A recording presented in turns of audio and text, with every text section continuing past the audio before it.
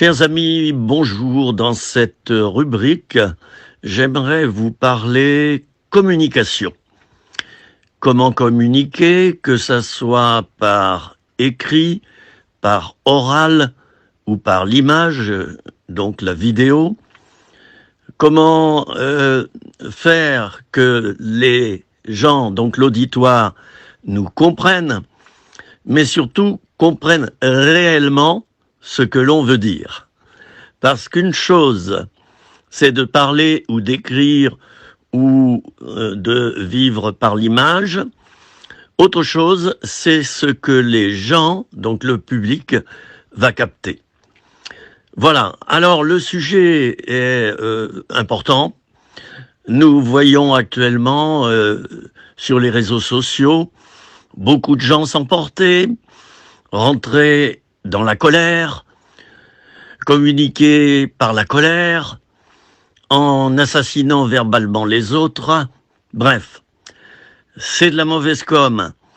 S'il est vrai que la colère est parfois utile, je dis bien parfois utile pour communiquer, il n'en reste pas moins vrai que cela doit demeurer rare. Je connais des personnes qui communiquent sur les réseaux sociaux, mais uniquement par la colère. Alors voilà un premier défaut. J'allais dire que leur communication devient imbuvable. Et voyez-vous, si nous décidons de communiquer, c'est pour apporter quelque chose d'équilibré. Et pour apporter quelque chose d'équilibré, eh bien, je ne vous l'apprends pas, il faut soi-même être équilibré. Alors, dans cette petite émission, je vais parler d'abord de la communication par l'écrit, mais avant, j'aimerais dire combien c'est important d'avoir l'esprit clair pour bien communiquer. Si l'on vit dans la confusion soi-même, on ne peut pas bien communiquer. On va communiquer quoi ? Eh bien, les amis, on va communiquer la confusion. On va communiquer des pensées, des idées confuses. Alors, je dirais que le premier travail à faire quand on devient un communicateur ou une communicatrice, c'est d'abord de mettre de l'ordre dans son propre camp, dans ses pensées, donc dans son être. Et voyez-vous, en tant que chrétien, j'aime beaucoup la communication de Dieu face aux êtres humains, face à nous.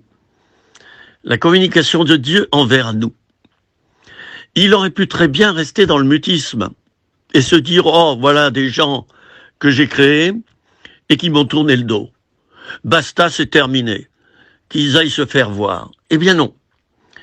Nous voyons en Éden, Adam et Ève qui trahissent Dieu, qui choisissent l'inverse de Dieu, et donc Satan lui-même. Que fait Dieu ? Que fait Dieu le Père ? Il reste calme, nous pouvons l'imaginer, et il va interdire, première mesure, il va interdire l'accès au jardin d'Éden à Adam et Ève, qui sont bien sûr partis. Parce que pour eux, c'était épouvantable de rester avec Dieu. Bon, alors, Dieu le Père a mis des anges à l'épée flamboyante à l'entrée du jardin d'Éden, mais vous allez me dire, mais pourquoi ça ? Eh bien, tout simplement, pour éviter qu'Adam et Ève ne rentrent à nouveau dans le jardin et mangent du fruit de l'arbre de la vie éternelle. Ils seraient devenus pécheurs éternellement. Dieu est bon et sa communication est issue de cette bonté, de cette bienveillance, de cet esprit de miséricorde que nous lui connaissons. J'aime beaucoup lorsque Dieu répond à la question de Moïse, mais qui es-tu après tout ? Je te connais pas, je te connais pas beaucoup, qui es-tu ? Et Dieu va répondre, c'est donc Dieu le Père, Il va répondre « Je suis celui qui suis ». Sous-entendu, je suis celui qui suis véritablement, d'une manière authentique. Mes actes sont similaires à mes paroles sont similaires à mes pensées, et mes pensées sont similaires à mon identité tout entière. Alors voilà, je rentre dans le sujet, et je ne veux pas faire très long. Pour bien communiquer, il faut d'abord bien être en soi-même. Oui, être dans le bien-être, c'est cela. Et cela nécessite des temps de réflexion, des temps d'approfondissement, des temps de discernement.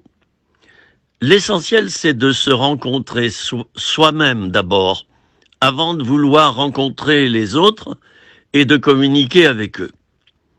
Voilà, c'est dit. Donc, pour être un bon communicateur, une bonne communicatrice, il faut d'abord remettre de l'ordre dans nos vies.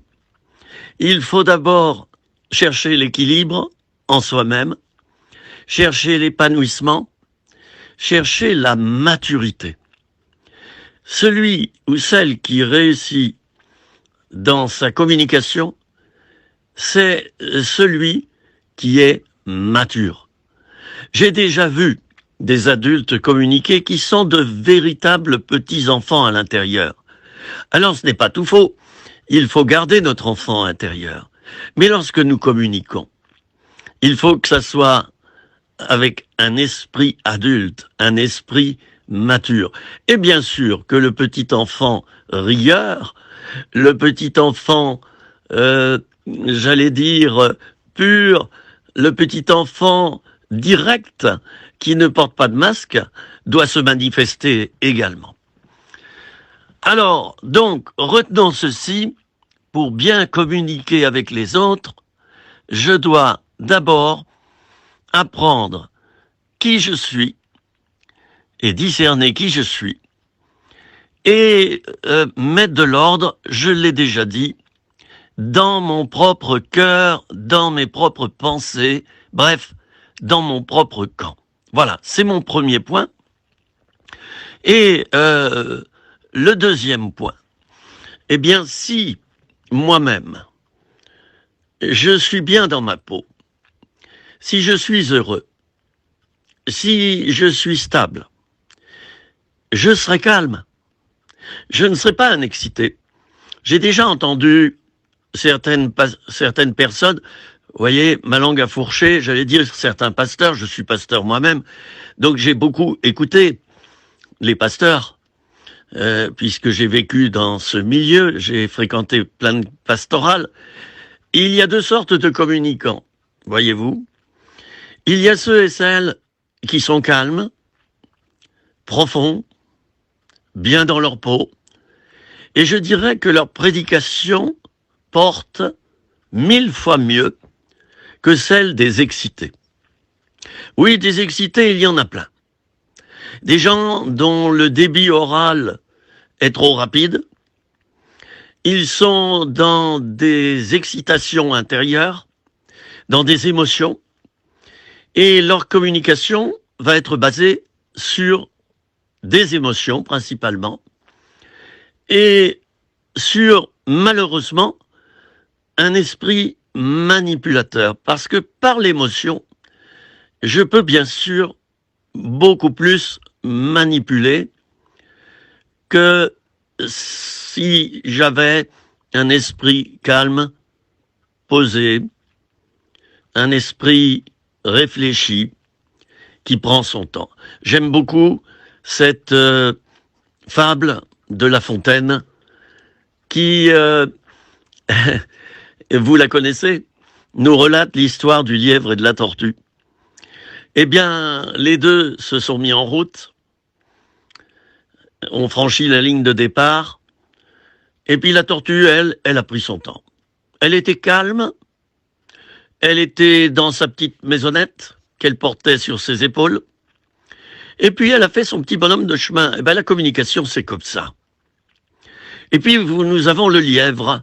Ah, le lièvre qui était tout excité, musclé, et puis il est allé très très vite. Il a franchi peut-être 1 kilomètre. Et puis il s'est dit, oh, j'ai déjà gagné. Voilà, tout excité qu'il était, trop excité.